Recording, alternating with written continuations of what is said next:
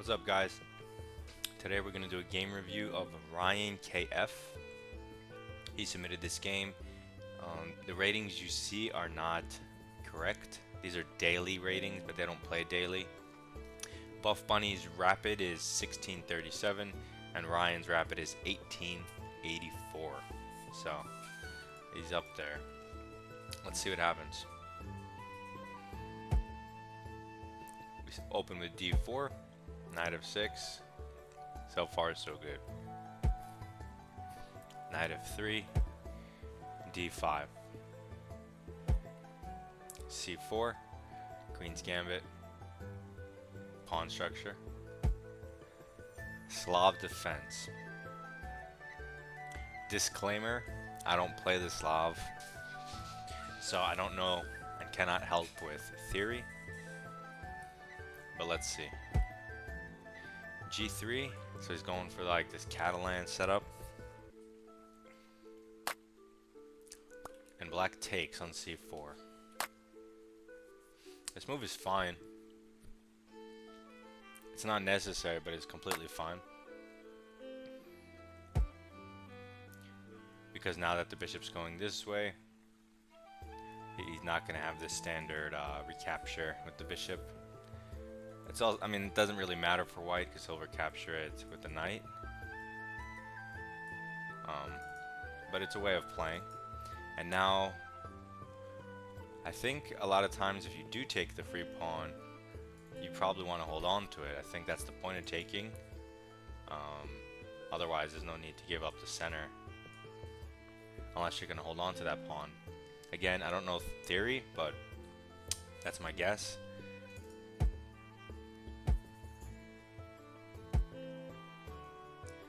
Bishop F5.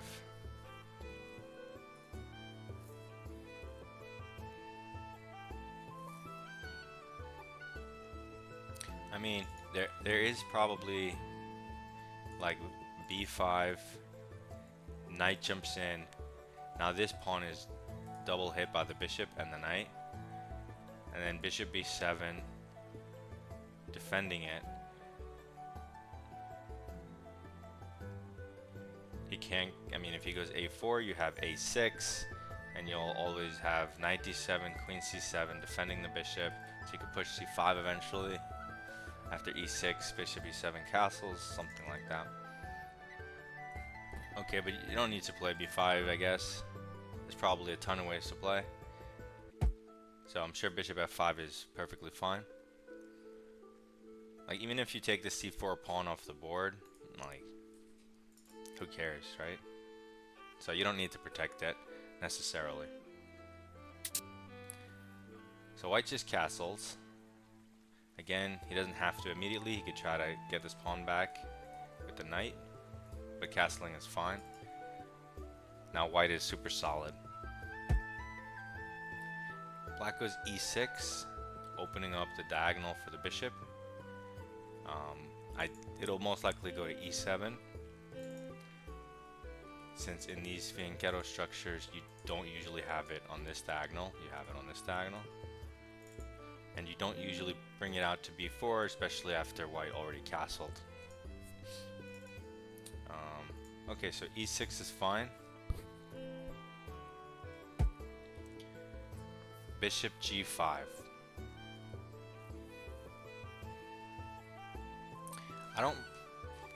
I mean, there's nothing wrong with the move, per se. I don't like it because whenever you fianchetto and your pawn is here, that means that if you bring your bishop out, let's say to hit the knight, and your opponent responds with H6, you can't go backwards because you lose the piece to G5, it's trapped. So in these fianchetto structures, since you don't have this retreating, that means you're forced to take the knight.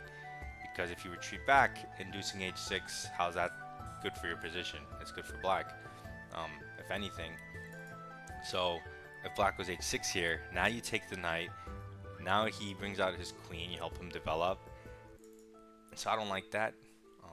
Again, it's not losing or anything, but probably leave it at home.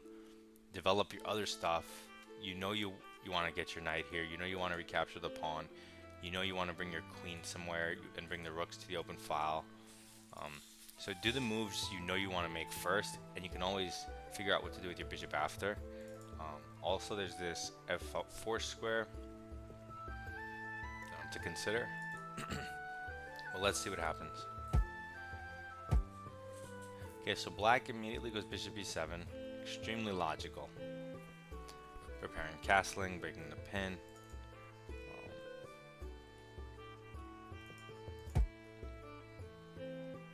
I imagine h6 is probably what I would have played immediately. And again, if he takes, I would take back with the queen. And then I'm going to move my knight here. I'm going to put a rook here.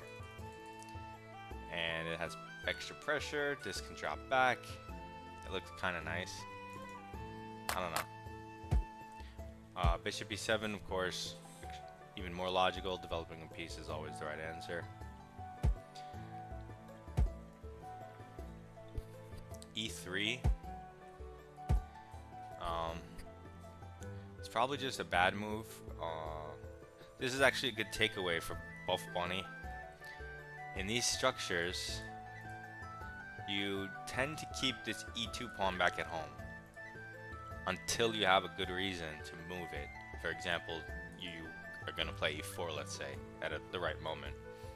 Otherwise, you leave it at home. It is a defender of these light squares, and it's important because you move this pawn, which weakens this square. So you kind of want to leave him at home if possible, unless you're going to try to make like an e4 break. Now in your head you may be thinking, oh, I'm going to move it to e3. I'm going to connect my pawns so my pawn chain is complete. My bishop's already out. It defends this pawn in the center. It's solid, but it's actually the opposite. It's not solid. Not only does this block your bishop's retreat should you want that, or should you need that, this pawn is already defended by two pieces. It's only attacked once, and black can't attack it anytime soon effectively, and even then you can put rooks behind this pawn. Like this is not needed to defend it. Most likely black will play like a c5 or e5 pawn break, and you'll get to trade it, so you don't need the e3 pawn. But I think most importantly, the problem with e3, in these positions in general, it weakens your light squares because you have two pawns on the dark. But in this position specifically, it opens, while it does weaken the squares, d3 is immediately accessible to the bishop. So you definitely don't want to do that and let black get this bishop pawn structure. That's really bad. So still, you probably should have taken this pawn at some point, I feel like. So e3, I don't like it because it doesn't actually do anything or improve your position in any way, whereas developing a piece would. Okay, enough of that. Yeah, I mean, you can immediately go and throw the bishop in here since it's a tempo move. I don't think there's a downside to it, although I also don't think he can take advantage of you not doing it immediately unless he moves his rook voluntarily. So it should be fine. Alright, so black develops his knight to d7, its only other real square. And black's solid. White's also solid, but I would say this square is a bit tender as long as this pawn is here. Otherwise, it's an even game. So now white develops his knight and threatens to take the pawn, or maybe in the future prepare e4, depending on his plan. So that makes sense. To bring out a piece is always the answer. Now black throws in this tempo move, defending this pawn now that it's being attacked. So he's defending with tempo, perfectly fine. The rook has to move, obviously. Yes, we finally get him b5.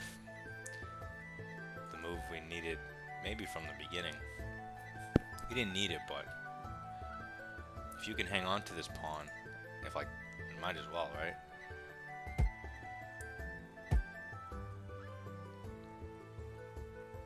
So now again, white didn't probably develop and set up some sort of b3 break to break down this structure. But instead he goes to trade off the strong bishop. I don't like this decision because white's light square bishop was super powerful, especially after b5 was played. It becomes even weaker. Now you could argue that everything's going to move off of it, but I still think this bishop is in general super powerful, covering the light squares in the center. Whereas this looks nice, but once b3 is played, how long is it really going to stay there? But okay, it's not kind of like a blunder or anything. It's just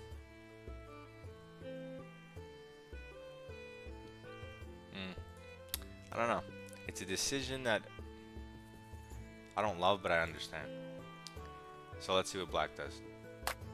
Black takes, so you get rid of this light bishop, and now all the light squares in the position are weak. It is interesting to me, the thought of bishop g6 saying, well, now my bishop is still on an active diagonal and yours looks dumb. However, you could then argue, well, white will just go back to g2 and make it strong again, and then you could repeat. So, okay, in light of that argument, taking makes sense.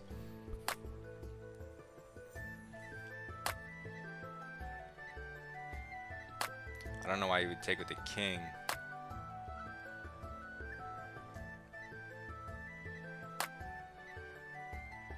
Something about this is suspicious.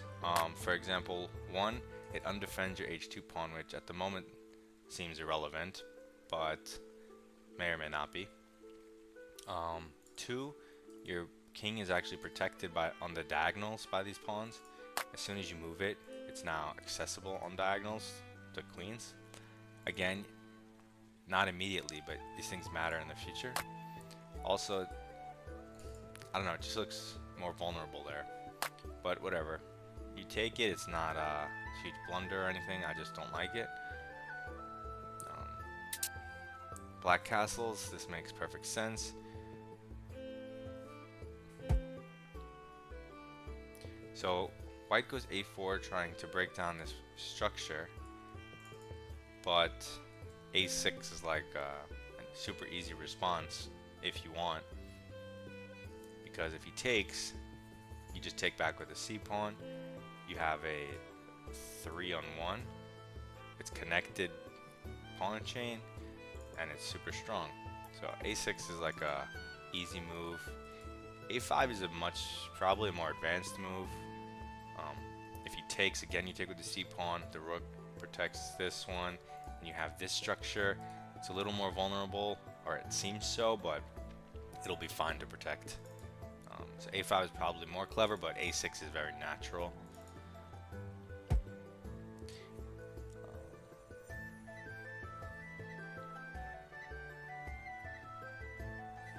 H6 makes sense because it's a tempo move, but I still would rather have a6 first for some reason, because if he takes and now you have to take back and it's his turn, you didn't get the a6 in.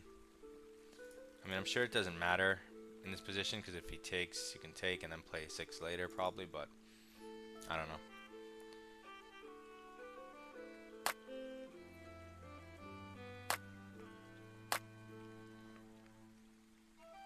I mean, that would make a lot of sense if this pawn was in here.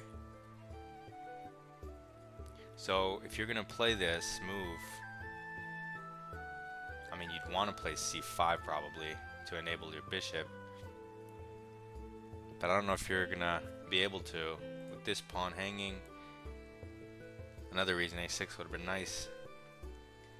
So if you're not able to play c5 tactically, like without losing tactically, then this bishop probably doesn't belong on this diagonal, whereas the knight has these squares.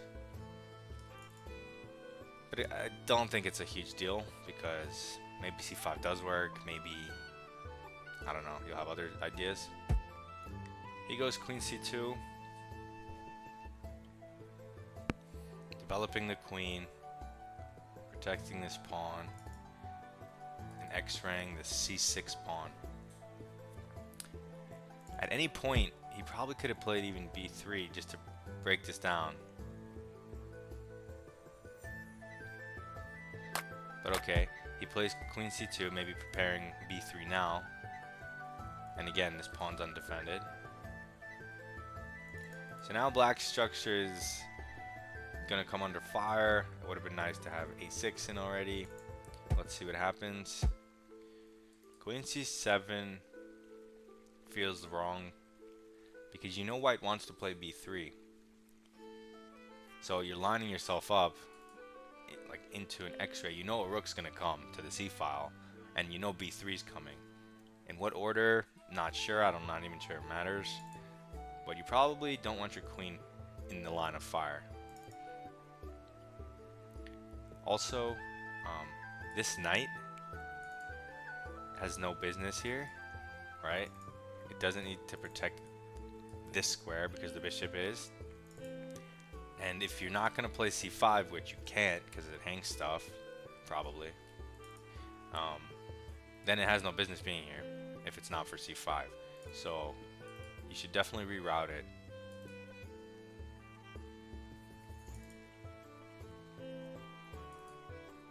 Takes. If he ever plays b3, you just take, and he takes with the knight. It's fine. Okay, with queen c7, it's a little precarious, but not losing or anything. So definitely a rook to the c file. Not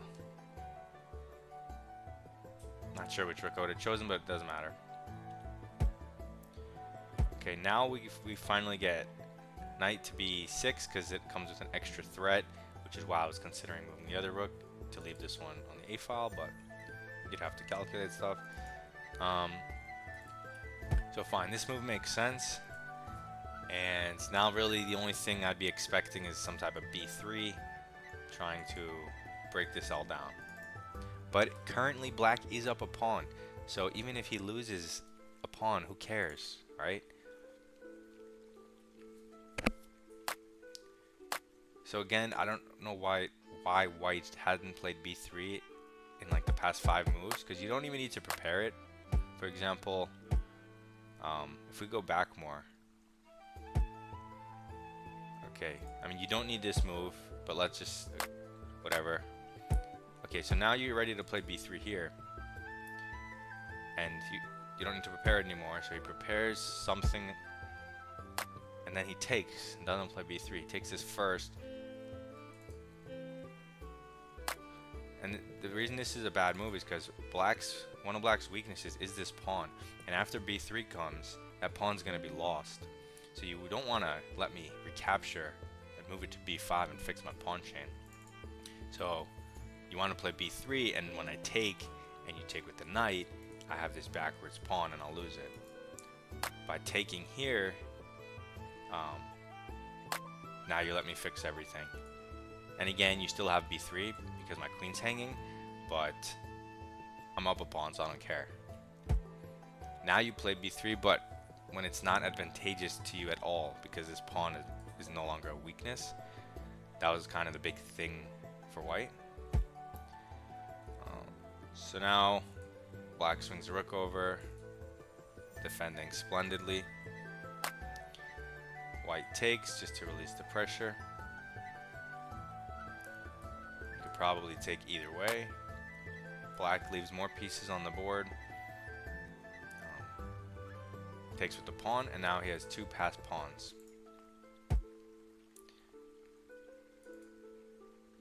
White goes knight b3, trying to be fancy, saying you can't take because you're hit twice and you'll lose a piece, and saying that I'm going to come in here next, a nice outpost. But if you wanted to do that, you could have went this way, hitting the same outpost, and you could have at least come in with a tempo on the bishop. Not even necessarily wanting to take it, but at the very least it's more flexible. 1, because you have the option of taking the bishop. 2, you might psychologically make black think you're going to take it and and make him spend a move. Although bishop e7 is a good move, besides the point. Also, if your knight's here, on your next turn, you don't necessarily have to jump it in here. You have more flexibility. Whereas if you put it here, you're asking for trouble if you just leave it there. So I think knight e4 is more flexible. And also, this doesn't work. So that's good to know.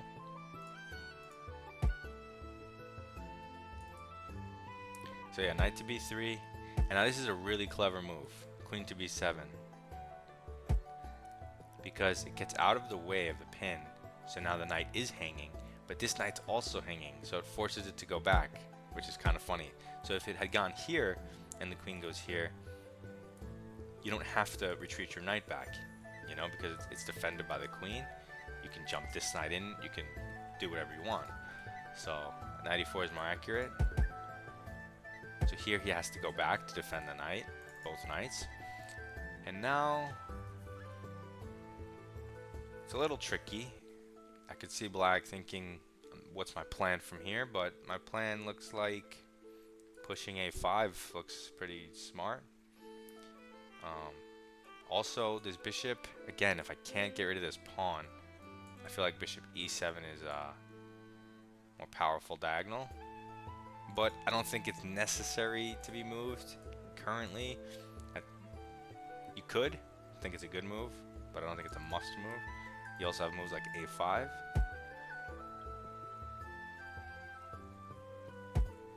Queen c6. I'm not sure what the purpose of this was. I don't know if he was trying to be sneaky and maybe trying to go here and here, but I mean, obviously white's not going to fall for that. And then you have to consider, were these good moves in and of themselves? Or maybe you went here because you thought this pawn needs defense.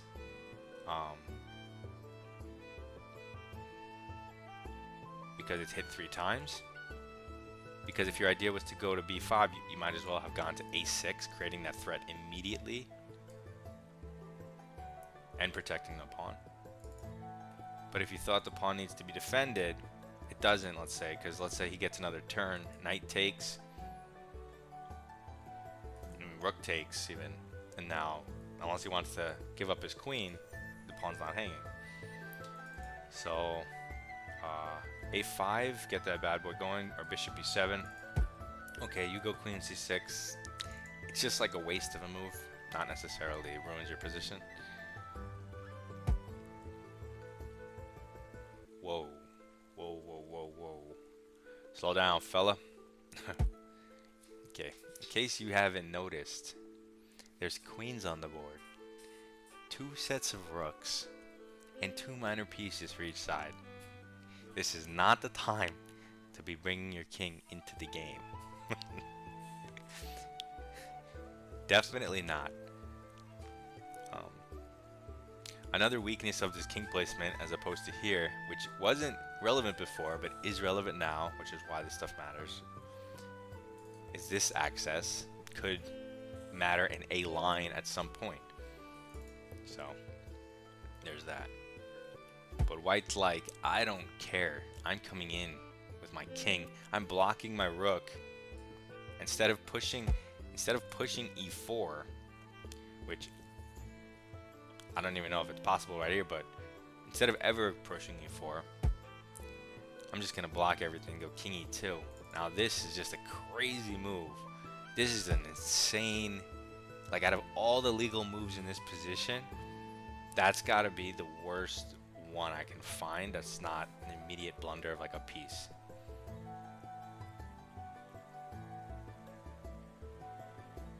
And I think it's important to look at this game if you're white and like see that move from the white side and then feel that that's a bad move and like keep looking at it, try to understand it until you can feel how this is totally not the right way to go.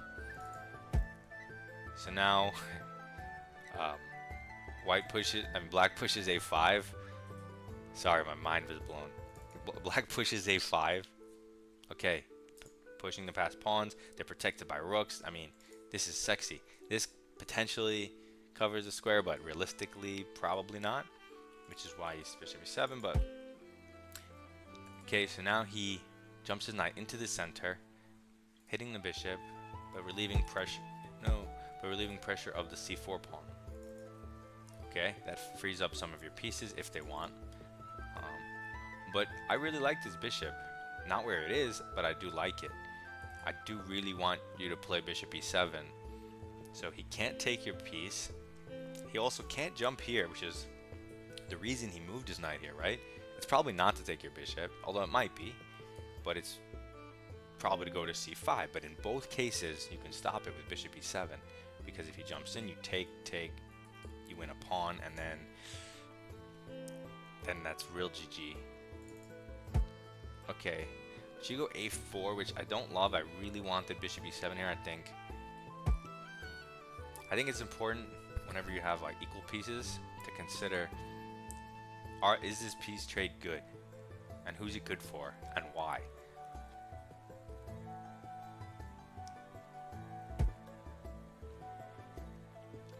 Although a4 is fine, I don't hate it. I just think bishop e7 is so useful because if that bishop is long range supporting these pawns, the knights don't stand a chance. I mean, you just control everything. So white doesn't take, even though he probably should have. Because, and this is like a reasonable mistake at his level, you put the knight here and you think, oh, look at this outpost, it's super strong, it's a great knight. But at a little higher level, you have to say, if I put my knight here, or if I make any move, what do I think my opponent's best move is? You can't just make a move and not consider the response. So you have to find a move for your opponent, even if you're wrong, you have to pick one. And again, the move that just screams to me as black is bishop e7, threatening again to win a pawn. And obviously white's not going to want that. But look, where's the knight going? So this knight looks good, but if black plays bishop e7, which is just an overall strong move, white has to go back where he came from. And so playing auto moves like this, it'll get you through the 1200s and 14s and stuff, but you're not going to reach 2000 with moves like this if you don't consider your opponent's best response. Having said that, it does look very natural, but it also is natural to see that it has nowhere to go. Black won't play bishop e7, but he goes queen b5, which maybe he's setting up some discovery check. I don't like this move though, on account of if white goes rook b1, you can't keep the diagonal. Obviously going back makes no sense. So then what's the point of the move? Unless you want to go here. It seems like you just don't need to move your queen right now. But let's see. So white does go here, and where are you moving your queen?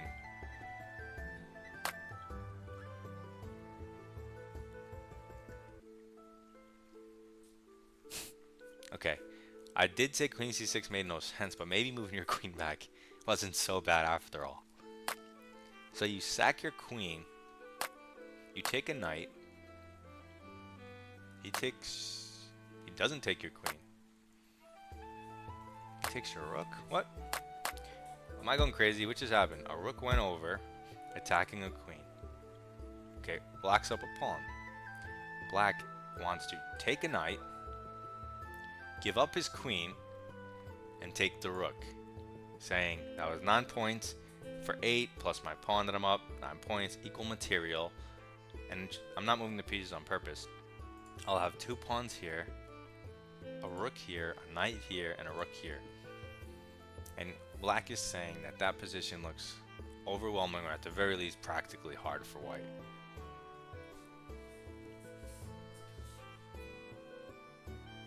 So in that position, black's just going to run the pawn up the board.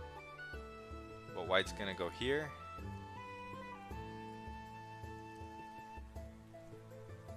And if you push the pawn, he's going to plant a piece here.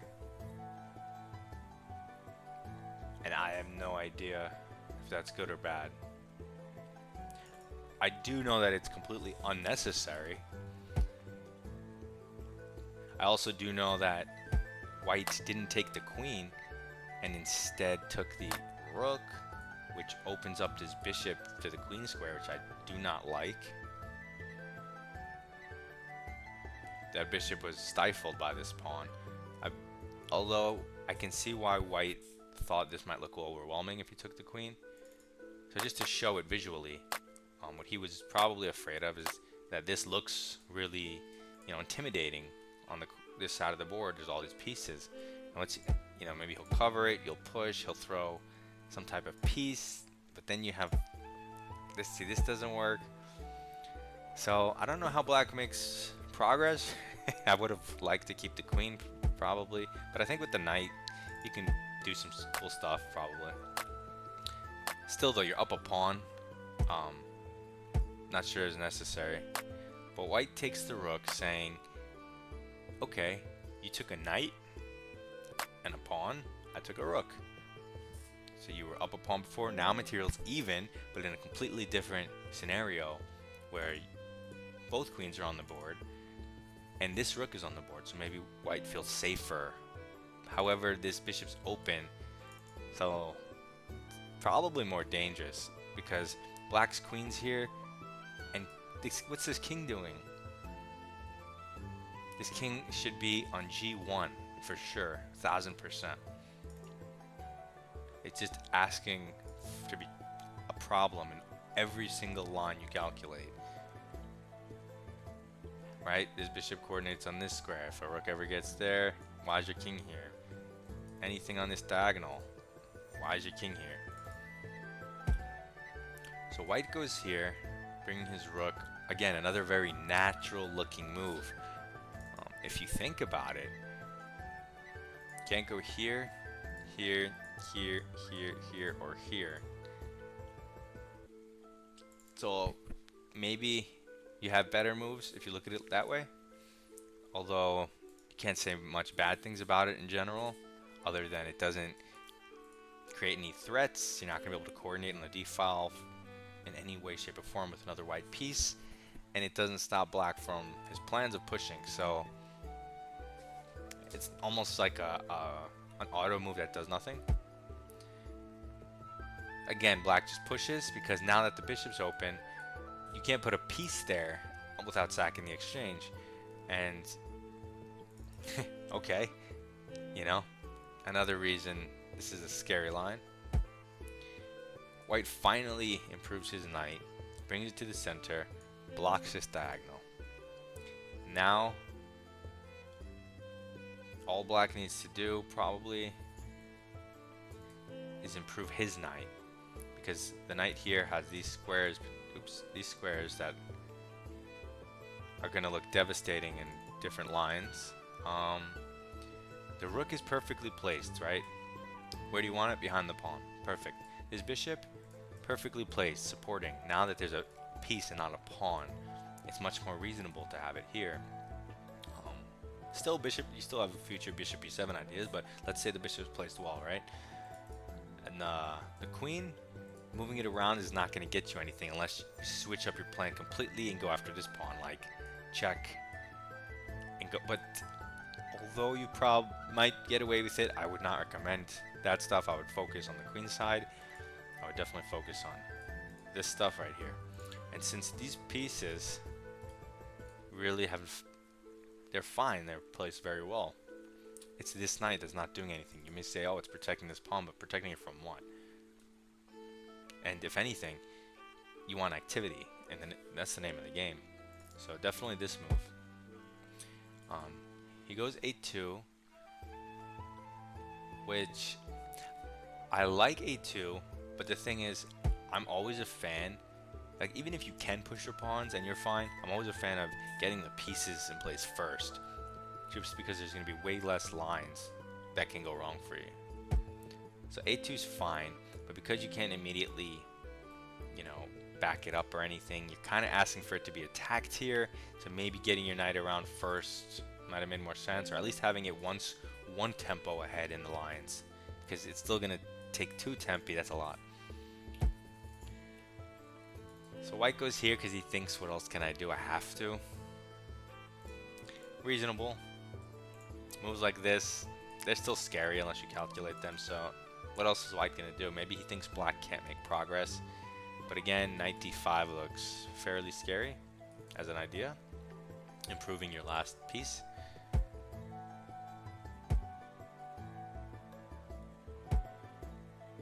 When black goes queen to a3, my guess is he thought this pawn is hanging and wanted to defend it with the only legal move that can defend it other than this square.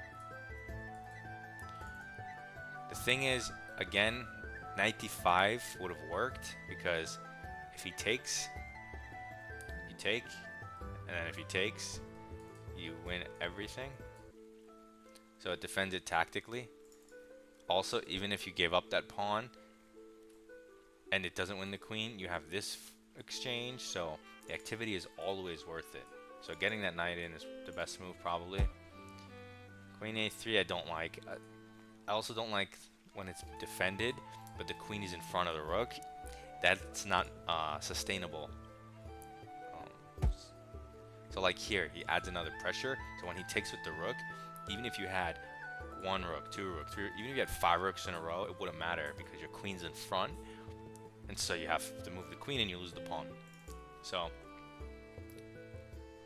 something to think about. But still a very even game. And now finally, knight d5. The only reason it doesn't work here, or isn't good here, is because in the other line, the queen was on c5 defending this pawn, which is important. Because when I wanted you to go here, some of the ideas were to go here, not necessarily to defend the pawn, but more to be aggressive, hit the queen, and then you can plant it here because of this pawn.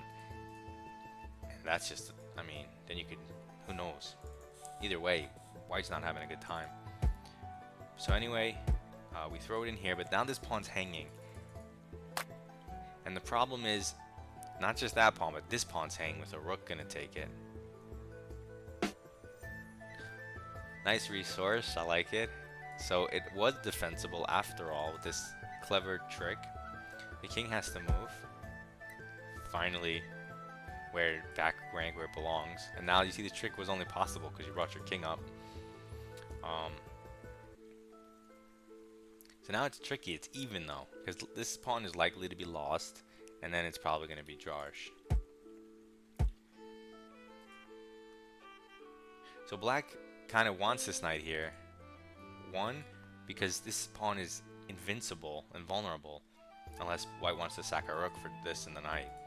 Otherwise, the knight would have to take it, and that's just not feasible right now, because if you move the knight, let's say to get here, that opens up the bishop, so you kind of want to leave the knight here because it creates this bind. And now that you already put the queen here, which protects the knight, I wouldn't move it unless you need to, or unless, you know, there's a reason to. Moving it to e4, it hits this once, but unless there's a follow-up, this move doesn't really make sense. Maybe you were afraid of, let's say, this move. I'm assuming.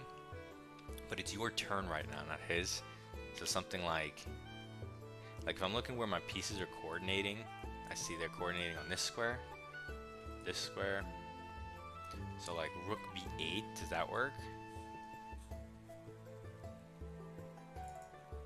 But even before that, I would probably take the knight because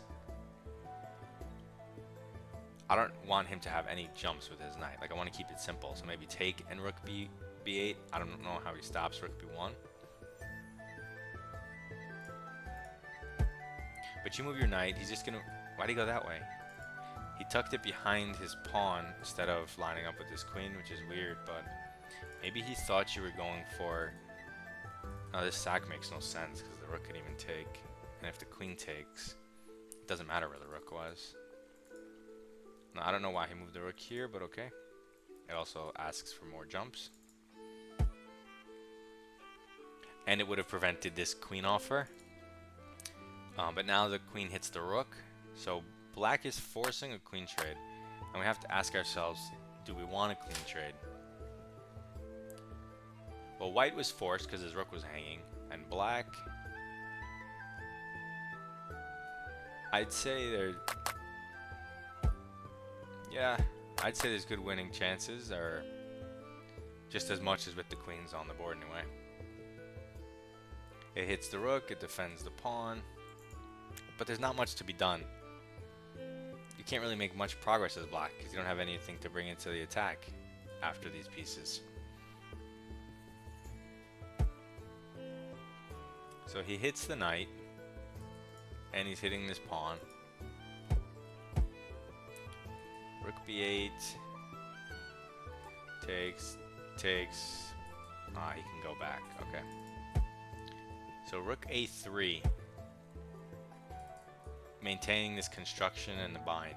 I like it. The one thing I would probably throw in is bishop takes first, because I don't want his knight moving around the board, and that's the only piece that can mess with this construction. The rooks are stuck. They can't do anything. Only the knight can get to a square that attacks the knight or the pawn. So you can eliminate it right away. I can see the hesitation because if the knight ever moves, the bishop looks amazing. So, although I doubt the knight's ever going to move, because why would it? So I guess you can make the argument either way.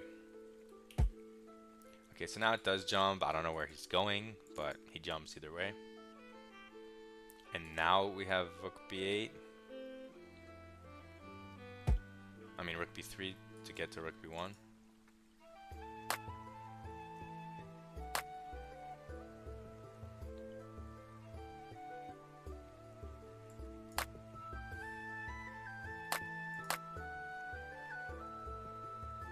So only this one's brilliant apparently, not the other recapture. Okay, and when I take it, you're gonna take it. We liquidated all the pawns on that side. Okay, so you guys stopped the game at a draw. That's fair. So big takeaways. Don't play the Slav now. If you like the Slav, it's fine. I think if you're gonna take this pawn, definitely know what the theory is. Maybe it is bishop f5, I have no idea. But it might be b5, so you might want to check on that.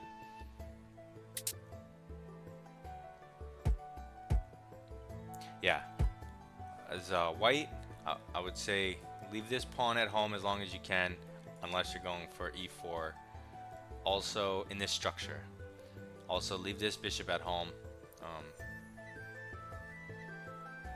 or put it to f4 if anything, because trading in for the knight makes no sense. So if he goes h6, you're gonna have to go to f4 anyway. And if you put it to f4 and you say, oh well, can't he go knight h5? He can, but then you can go knight g5 and put it there, and it's different. If he goes back, now it's your turn again, so you win a move, so that's good for you. If he doesn't go back, and you're hitting his queen, and let's say, he's not going to play f6 because that's a bad move, then you just retreat. So, but you could leave it at home longer. As black, whenever you see this fianchetto structure and they do bring their bishop out, always at least consider the immediate h6. Just something to think about. This move is just really unnecessary and really bad. And if you have a choice, always develop a piece, unless you have a good reason not to.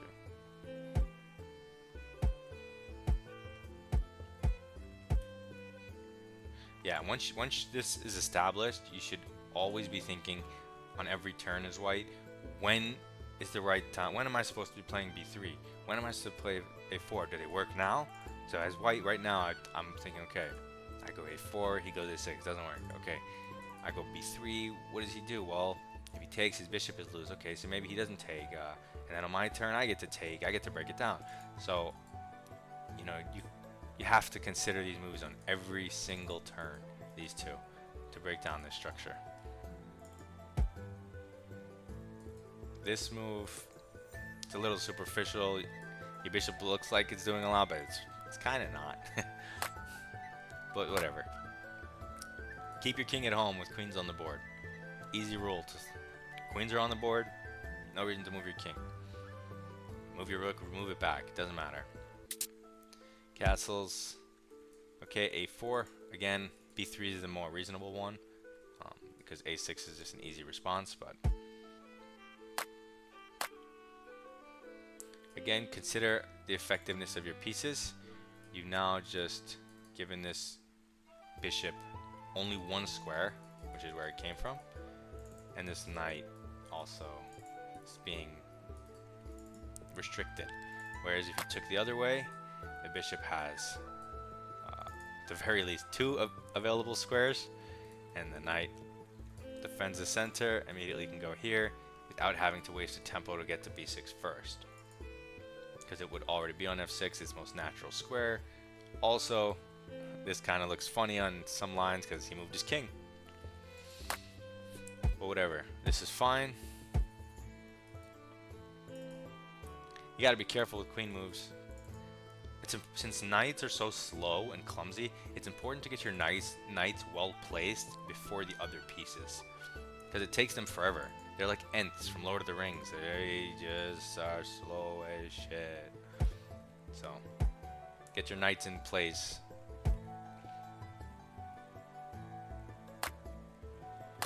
Yeah, and never fix your opponent's weaknesses. Always look for other ways to defend what you think are hanging pawns.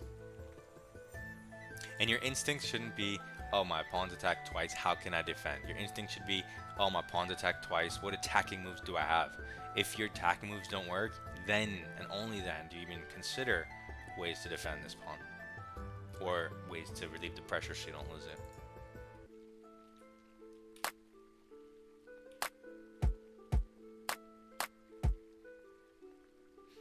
I can't even say anything because I do this move so many times because it's a fancy move and it looks cool. So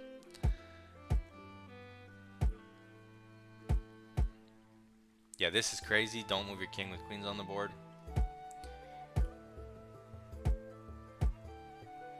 Don't put your knight on an outpost without, just because it's an outpost, for argument, like just because. So because if black goes bishop e7, this move, you go right back. Black improves his position and gets a free move, so that's really bad. This is crazy. There's no reason to give up your queen, but I do respect it because I love doing these sacks even when I know they're probably slightly dubious, but practically fun and challenging for the opponent. But you have such a good position, 2 passed pawns, all the support you need. All you need is a safer queen and bishop e7. And you're fine. But okay, I still respect the sack.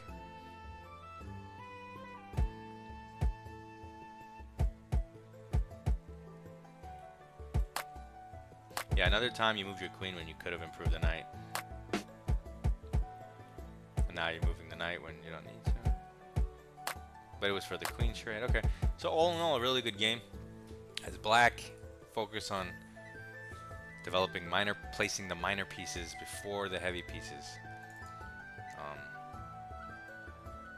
Overall, really good. It's probably a long video, so I'm going to cut it here.